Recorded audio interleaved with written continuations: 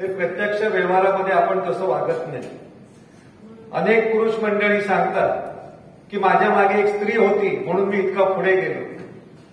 परंतु असा कुठला अजूनही पुरुष मिळत नाही जाहीरपणे सांगणारा किंवा एखादी स्त्री मिळत नाही की मी इतकी पुढे गेली कारण माझ्या मागे नवरा होता. ते सांगणारे सावित्रीबाई फुले आणि ज्योतिबा दाम्पत्य होते. म्हणून सावित्री झाली आणि सावित्री घडली. सावित्री घडली ती पुरुषांमुळेच घडलेली आहे. त्यामुळे इथे पुरुष आणि स्त्री एकत्र आहेत याचा मला अभिमान वाटतो. सावित्रीबाई फुलेंच्या आयुष्यातली एक घटना आहे की का त्या महात्मा फुलेंना महात्मा म्हणायचं आणि सावित्रीबाई फुलेंची आठवण आज का काढायची.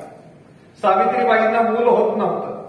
मूल होणार नाही हे ठरलं होतं मेडिकल टेस्ट घेतल्यानंतर त्यावेळी.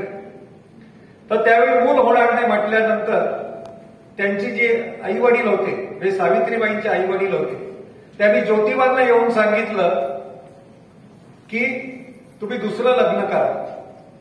तुम्ही दुसरं लग्न करा सांगितल्यानंतर ज्योतिबा म्हणाले की माझं सावित्रीवरती खूप प्रेम आहे. मला तिला शिकवायचंय मोठं करायचंय. मी दुसरं लग्न करणार नाही कारण सावित्रीला जर सवत आणली तर तिची छळवणूक होईल. मग ते म्हणाले असं असेल तर आमची त्याची दुसरी बहीण आहे तिची ती दुसरी बहीण आहे छोटी तिला तुम्ही सवत म्हणून घ्या. तुम्ही दुसरं लग्न करा.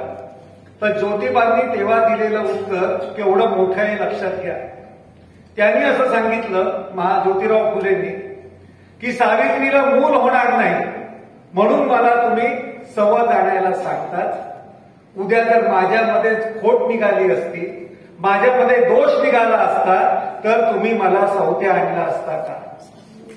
अशी जेव्हा जोडी असते ना तेव्हा 193 वर्षानंतर त्यांची आठवण काढायची वेळ आपल्यावरती येते. आज परिस्थिती वेगळी आहे.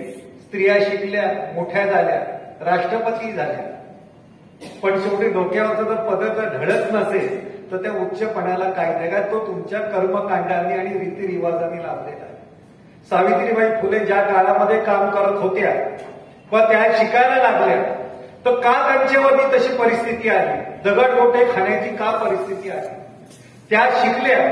त्या विद्यार्थिनी होताना म्हणजे शिकताना आणि शिकवताना सुद्धा शाळेत जाताना एक दुसरं लुगडं कापोटीला घेऊन जायच्या कारण त्यांच्या अंगावरती शेडगोळे मारायचे. तर खराब लुगडं बदलण्यासाठी दुसरं लुगडं घ्यायच्या आडोशाला जायच्या शिकवायच्या आणि शिकायच्या. आज वधूवर सूचक मंडळात गेलं तर शिकलेली मुलगी कशासाठी पाहिजे तर ती शिक्षिका आणि प्राध्यापिका होण्यासाठी. ह्याच्या पलीकडे कोण सांगत नाही की नगरसेविका मला चालेल मला MLA चालेल मला सायंटिस्ट चालेल मला नर्स चालेल कारण तिला 24 तास ड्युटी असते तिची शिफ्ट ड्युटी असते. मग अशी मुलगी चालणार नाही. 7च्या घरात असलेलीच बायको आपल्याला चालते आणि आपली मुली आणि आपल्या बायका सुद्धा ह्या अमानुष पद्धतीला बळी घेणार आहे. तुम्ही शिकल्यात खूप मोठ्या झाल्या अजून मोठ्या व्हा. पण सावित्रीने जे सांगितलेली जी त्यांची 2 पुस्तकं आहेत. एक 52 कशी नावाचं कवितेचं पुस्तक आहे आणि दुसरं आहे शब्द फुले नावाचं. तुम्ही बाकी पोथ्या बिथ्या सगळ्या माहिती असतील पण ही दोन पुस्तकं माहिती नाही.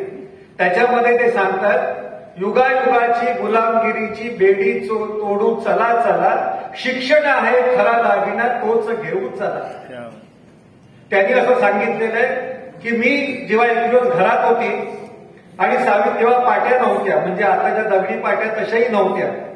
तर एक दिवस ज्योतिबांनी त्यांना बोलवलं आणि सांगितलं आतून काठी घेऊन ये. ह्यांना असं वाटलं की काहीतरी आपली चूक झाली आज ते आपल्याला मारणार की काय. आणि ते काठी घेऊन आले तर धूळपाटी होती म्हणजे जमिनीवरती त्याने आकार काढून दाखवला. एक ग सारखा आकार काढला. म्हणजे हा आकार तुला माहिती आहे का. तर त्यांनी सांगितलं आकार मला समजत नाही.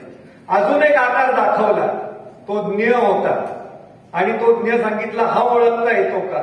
तर त्या म्हणाल्या की नाही ओळखता येत. मग त्यांनी सांगितलं हा ग आहे आणि हा ज्ञ आहे. पण तो सांगताना त्यांनी असं सांगितलं की आमची बाराखडी तशी नव्हती. आमचा ग गणपतीतला नव्हता तर गवतातला होता. मतीशी आणि मातीचं नातं सांगणारी त्यांची बाराखडी होती आणि त्यांचा ज्ञ सुद्धा यज्ञातला नव्हता तर ज्ञानातला.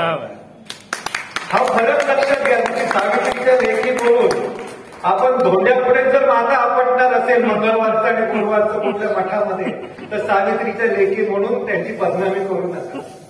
हे सगळं अंतर्बाह्य जेव्हा बदलता येईल तेव्हा सावित्री का उभी राहिली, कशी उभी राहिली, कुठल्या कर्मकांडाविरुद्ध उभी राहिली, कुठल्या गुलामीच्या बेड्या तोडायला उभी राहिली, ते जर घेतलं तर आताही लक्षात येईल की अजून आपण पुढारलेले नाही.